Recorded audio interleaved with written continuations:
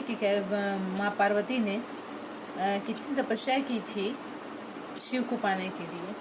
तो यहाँ मैं आज कथा पढ़ रही हूँ। मुझे विश्वास है कि आप इसे लाइक करेंगे और इसका आनंद भी लेंगे। मंदार के फूलों की माला से गुथी वेणी और दिव्य वस्त्रों से सुसज्जित माँ पार्वती जी तथा जटाओं पर शोभित अर्ध चंद्र कपालों की माला धारण किए दिगंबर शिव को मैं नमस्कार करता हूँ।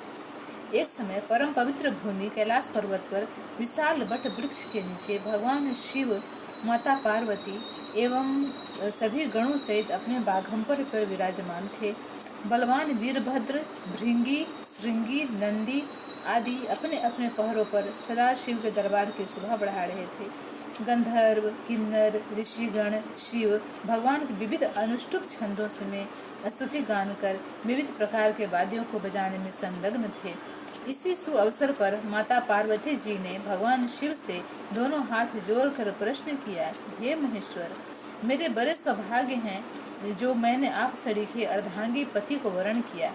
यदि आप प्रसन्न हो तो क्या मैं जान सकती हूँ कि मैंने वह कौन सा पुण्य दान किया है जिससे आप जैसे जगत के स्वामी पति रूप में मुझे प्राप्त हुए। आप अंतर्यामी हैं, यह मुझे दासी को बताने की कृपा करें। तब पार्वती जी की ऐसी प्रार्थना सुनकर शिवजी बोले, हे वरानने, उस समय तुमने एक अति उत्तम पुण्य का संग्रह किया था, जो एक अति गुप्त व्रत है, जिसे तुमसे कहता हूँ। यह व्रत भाद्रपद मास के शुक्ल पक्ष की तीज का व्रत है, जो हरितालिका के नाम से प्रसिद्ध है। यह व्रत जैसे तारा गणों में चंद्रमा, नवग्रहों में सूर्य, वर्णों में ब्राह्मण, नदियों में गंगा, पुराणों में महाभारत, वेदों में व्यास, वेदों में शाम, इंद्रियों में मन, ऐसा यह व्रत श्रेष्ठ है। जो तीज हस्त नक्षत्र युक्त पड़े तो वह और भी महान पुण्यदायक होता है। ऐसा सुनकर श्री पार्वती जी ने पूछा, हे महेश्वर, कब और कैसे यह व्रत किया था, विस्तार के साथ श्रवण करने की इच्छा है। इतना सुन भगवान शंकर बोले कि हे उमा, भारत वर्ष के उत्तर में यह जो हिमालय श्रेष्ठ पर्वत है, यह नाना प्रकार के धन, संपदा, खनिज, वनस्पति और औषधियों से युक्त है। यह हिम शिखरों वाली चोटियों रूपी भुजाओं से आकाश को छूता है और गंगा के कल कल शब्द से शब्दायमान रहता है। यहाँ नाना प्रकार के पशु पक्षी विचरते हैं। इससे इसके राजा का नाम हिमाचल था। वहाँ उनके गृह में तुम आरंभ कर दिया था। कुछ आयु बढ़ने पर तुमने हिमालय की दुर्गम गुफाओं में जाकर सहेली सहित मुझे पाने हेतु 12 वर्ष का तप आरंभ किया। तुमने ग्रीष्म ऋतु में बाहर चट्टानों पर आसन लगाकर तप किया, वर्षा ऋतु में बाहर पानी में तप किया, हिम ऋतु में पानी में खड़े होकर मेरे ध्यान में संलग्न रही। इस प्रकार 6 ऋतुओं में तपस्या कर ली। और जब भी मेरे दर्शन न मिले तब तुमने ऊर्ध्वमुख होकर केवल वायु सेवन की। फिर वृक्षों के सूखे पत्ते खाकर इस शरीर को क्षीण किया। तुम्हारी इतनी कठिन तपस्या करने पर भी मैं उस उपयुक्त समय की प्रतीक्षा करता रहा, जब तुम्हारी तपस्या और अधिक कठोर हो और तुम्हारे पिता के हृदय में तुम्हारे विवाह का विचार उत्पन्न हो। एक दिन तुम्हारे तेजस्वी स्वरूप और तुम्हारे विवाह योग्य आयु देखकर तुम्हारे पिता को चिंता होने लगी कि मुझे अपनी ऐसी कन्या के लिए उपयुक्त वर की खोज करनी चाहिए। उन्हीं दिनों नारद जी भ्रमण करते हुए हिमालय क्षेत्र में आए और वहां तुमको देखा। यह जानकर कि तुम राजा हिमाचल की पुत्री हो, वे तुम्हारे पिता के यहाँ गए। राजा ने अति हर्ष के साथ महर्षि का स्वागत पूजन किया और उन्हें योग्य आसन देकर उनसे उपस्थित होने का कारण जानने को गुफा में प्रवेश कर वहां मेरे नाम की तपस्या करने लगी। भाद्रपद शुक्ल की हस्त नक्षत्र युक्त तृतीया को तुमने उपवास रखकर बालू से शिवलिंग की स्थापना की और पूजन कर रात्रि जागरण किया। तब तुम्हारी तपस्या और व्रत पूजन से मैं आंदोलित हो उठा और मैंने तुम्हें प्रकट हो दर्शन दिया एवं तुमसे वरदान मांगने को कहा। तब तुमने लज्जा युक्त हो अपने सिर को झुकाए कहा, आप सब जानते हैं, यदि आप मुझसे प्रसन्न हैं तो मुझे अपनी अर्धांगिनी रूप में स्वीकार करें। तब प्रसन्न हो मैंने तुम्हारी मनोकामना की पूर्ति करना स्वीकार किया और कैलाश लौट आया। इधर तुम्हारे अपने घर से इस प्रकार बिना कहे चले जाने पर तुम्हें बहुत खोजा गया, घर घर और वन में बहुत ढूंढा गया, किंतु तुम्हारे न मिलने पर राजा हिमाचल कहने लगे कि हमारी कन्या को कौन सा देव दानव गंधर्व किन्नर कहाँ हर ले गया। तुम्हारे पिता तुम्हें कहीं न पाकर और भगवान विष्णु के साथ तुम्हारे विवाह का वचन भंग होने की चिंता में दुखी हो एक बार तो मूर्छित हो गिर पड़े। इधर तुमने अपने व्रत अनुष्ठान की पूर्ति होने पर व्रत का पालन किया, समस्त पूजन सामग्री को नदी में विसर्जित कर स्नान आदि किया। उसी समय तुम्हारे नगर निवासी मंत्रीगण पिता हिमाचल के साथ वहां आ पहुँचे तथा तुमको सखी सहित पाकर प्रसन्नता को प्राप्त हुए। वे तुमसे लिपट कर रोने लगे और बोले, उमा, तुम बिना बताए इस भयंकर वन में कैसे चली आई, जहाँ सिंह, व्याघ्र, सर्प, भालू और हिंसक जीवों का निवास है। यहाँ तुम कैसे अब तक रह सकी? चलो अब घर चलो। देखो तुम्हारी माता आदि सभी तुम्हारे इस प्रकार चले जाने से दुखी हैं।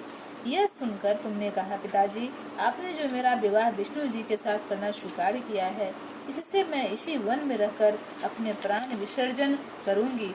मैं सदाशिव शंकर को अपना पति मान चुकी हूँ और उन्होंने भी मुझे वरण करना स्वीकार कर लिया है। अतः हे तात, मुझे घर चलने को मत कहो।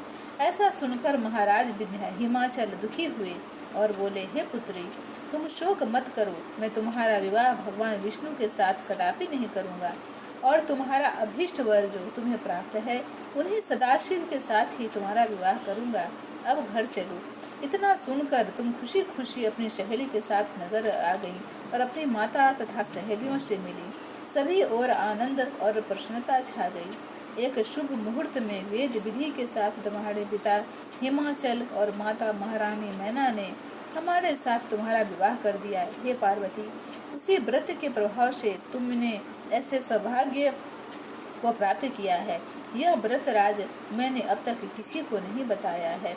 हे सौभाग्यशालिनी सहेली ने जो तुम्हारा हरण कर हिमालय की गुफा में रखकर तीज के दिन जो मेरा व्रत कराया, इसी से इसका नाम हरितालिका तीज व्रत पड़ा और सब व्रतों का व्रत राज हुआ। भोलेनाथ शिव शंकर से यह सब प्राचीन कथा सुनकर माता पार्वती अति प्रसन्न हुई और बोली कि प्रभु, आपने मेरे साथ अपने मिलने की कथा सुनाकर मुझे प्रसन्न किया, पर इस व्रत को करने का जो विधान है वह इससे प्राप्त होने वाला फल मुझे नहीं बताया। कृपा करके मुझे इसके करने की विधि और पृथक पृथक फल भी सुनाइए। इतना सुनकर भगवान सदाशिव ने कहा, प्रिय, मैं इस व्रत राज का विधान तथा फल तुम्हें सुनाता हूँ। यह व्रत सौभाग्यवती नारियों और सुंदर गुणवान पति चाहने वाली कन्याओं को करना चाहिए। भाद्रपद के शुक्ल पक्ष की द्वितीया की शाम को आरंभ करते हुए इस तीज के व्रत को धारण करें। व्रत निराहार अर्थात बिना आहार और निर्जला करना चाहिए। भगवान शिव पार्वती की सुवर्ण या मिट्टी की प्रतिमाओं को एक सुंदर वेदी का स्थापना करें।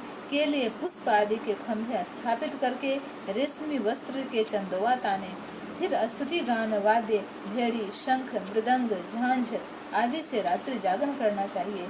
प्रातः भगवान शिव के पूजन के बाद फल, फूल, पकवान, लड्डू, मेवा और तरह तरह के भोग की सामग्री समर्पण करें। फिर ब्राह्मण को द्रव्य, अन्न, वस्त्र, पात्र आदि का दान श्रद्धा युक्त देना चाहिए। भगवान शिव को हर वस्तु पंचाक्षरी मंत्र से नमः शिवाय कहकर अर्पण करना चाहिए। प्रार्थना के समय अपनी इच्छा जो हो भगवान के सामने प्रेषित करके प्रणाम करें। फिर पार्वती जी से प्रार्थना इस प्रकार करें, जय जग माता, जय जग माता, भेड़ी भाग्य विधाता, तुम हो पार्वती शिव की प्यारी, तुम माता आनंद पुरारी। सती संतों में रेख तुम्हारी, जय हो आनंद दाता। इच्छित वर मैं तुमसे पाऊं, भूल चूक का दुख न उठाऊं। भाव भक्ति से तुमको पाऊं, कर दो पूर्ण बाता, जय अम्बे माता। प्रार्थना के बाद पुष्पों के दोनों हाथों में लेकर पुष्पांजलि समर्पित करें। फिर चतुर्थी को शिवलिंग नदी या तालाब में विसर्जन करें। फिर 3 ब्राह्मणों को 3 ब्राह्मणों को भोजन करा के दक्षिणा देवें। इस प्रकार यह व्रत पूर्ण करने से नारी सौभाग्यवती होती है तथा धन और पुत्र पौत्रों से दुखी होकर जीवन व्यतीत करती है। कन्याओं को व्रत करने से कुलीन, विद्वान, धनवान वर प्राप्त होने का सौभाग्य मिलता है। हे देवी, जो सौभाग्यवती नारी इस व्रत को नहीं धारण करती वह बार बार वैधव्य एवं पुत्र शोक को प्राप्त होती है। जो नारी तृतीया के दिन व्रत रखकर चोरी से अन्न खाती हैं वह शुक्री का जन्म पाती हैं। जो फल खाती हैं वो बंदरिया की योनि प्राप्त करती हैं और जो जल पीती हैं वह जोक का जन्म लेती है। जो दूध पीती है वह सर्पनी का जन्म ग्रहण करती है और जो नारी मांस खाती है वह व्याघ्नि होती है और जो दही खाती है वह बिल्ली का जन्म पाती है। जो मिठाई खाती है वह चींटी को जन्म धारण करती है। जो सब चीजें खाती है वह मक्खी का जन्म लेती है। जो इस दिन सोती है वह अजगरी योनि को प्राप्त करती है और जो नारी अपने पति को धोखा देती है वह मुर्गी का जन्म धारण करती है। हे उमा, जो इस व्रत को श्रद्धा विधि से धारण करती है वह मूर्छा पति प्राप्त करती है तथा दूसरे जन्म में तुम्हारे समान स्वरूपवान होकर के इस संसार में उत्तम धाम एवं सुख भोग को प्राप्त होती है। इस व्रत के करने के बाद नारियां शिव लोक वासिनी होती हैं। बोलो शंकर भगवान की जय।